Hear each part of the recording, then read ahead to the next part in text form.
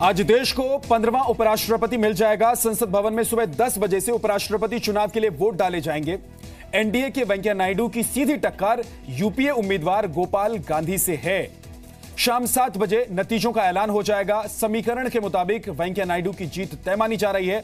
नायडू को एनडीए के साथ साथ दक्षिण की 3 पार्टियों का समर्थन हासिल है। देश का 15वां उपराष्ट्रपति कौन होगा, इस पर आज मुहर लग जाएगी।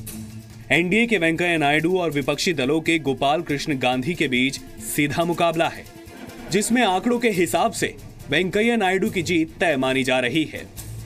संसद के दोनों सदनों के 787 सदस्य प्रभावी निर्वाचक मंडल के बीच नायडू बहुत बेहतर स्थिति में है। लोकसभा में अभी 553 और राज्यसभा में 244 सदस्य हैं। बीजेपी के मुताबिक एनडीए को राज्यसभा के 81 सदस्यों और लोकसभा के 338 सदस्यों के अलावा दोनों सदनों में एआईएडीएमके के 50, वाईएसआर कांग्रेस के 10 और टीआरएस के 14 सदस्य भी नायडू के साथ हैं और उन्हें ही वोट देंगे।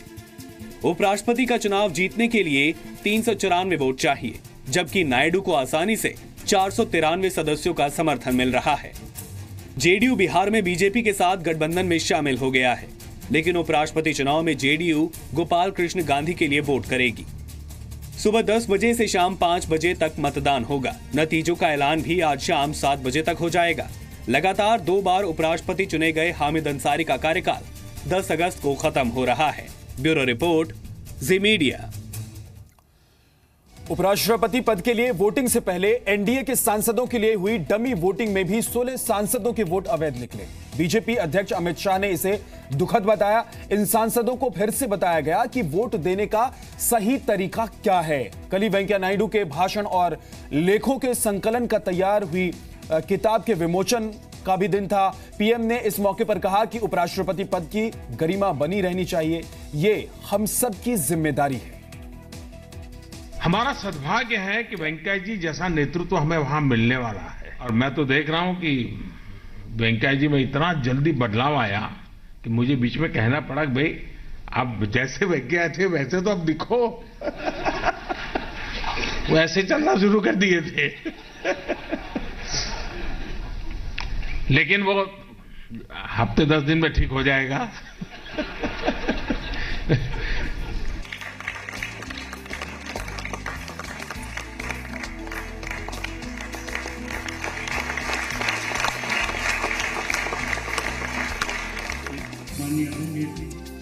मौका था उपराष्ट्रपति पद से कुछ ही दूरी पर खड़े वेंकैया नायडू के भाषण और लेखों के संकलन पर तैयार हुई किताब के विमोचन का, तो सभागार का माहौल भी खुशनुमा था। इस मौके पर पीएम मोदी ने वेंकैया नायडू के राजनीतिक जीवन की बात और एहसास दिलाया कि अब वेंकैया नायडू उपराष्ट्रपति बन जाएंगे तो पद की गरिमा भी उसी तरह की होगी।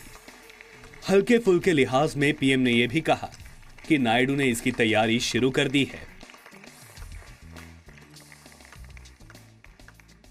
हमारे बीच के रहे हैं, पहले हम लोगों उनके साथ बात करने का जो तरीका रहा होगा, जो भी रहा होगा, लेकिन अब जो उनका पद आने वाला है, उस पद की गरिमा को बरकरार रखना, ये हम लोगों का ज्यादा दायित्व बनता है।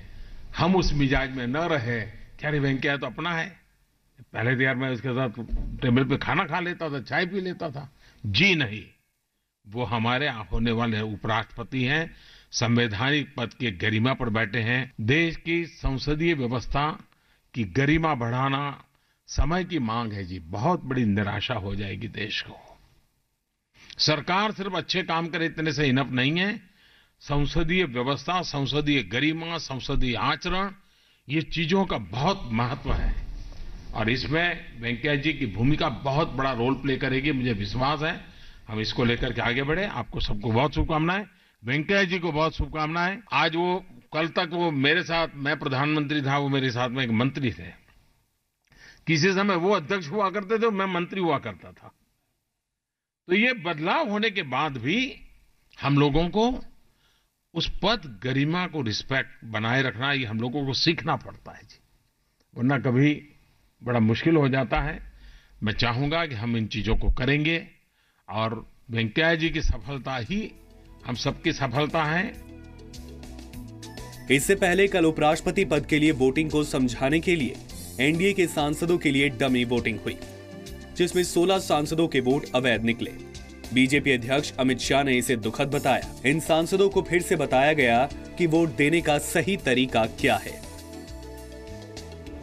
उपराष्ट्रपति चुनाव में वोटिंग से पहले सभी एनडीए और बाकी सहयोगी दलों के सांसदों को आज सुबह 9 बजे संसद की लाइब्रेरी बिल्डिंग में बुलाया गया है। वहीं से सदस्य एक एक कर वोटिंग करेंगे, जिसके बाद शाम 7 बजे नतीजे का ऐलान होगा।